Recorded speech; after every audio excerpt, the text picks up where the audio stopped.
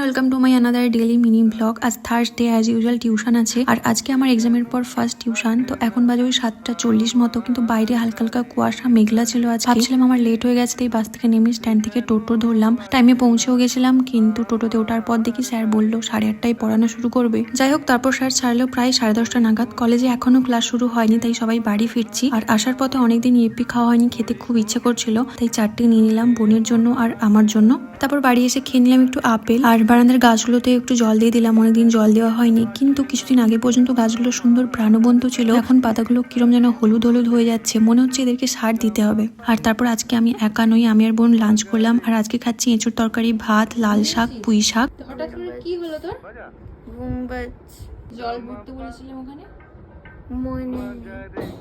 আমি যেই বলেছি অমনি ঘুম পেয়ে গেল। আর কি, তার আগে পর্যন্ত সব ঠিক ছিল, কিন্তু তুই তো বলার আগে আমি ঘুমাতে চলে এসেছি।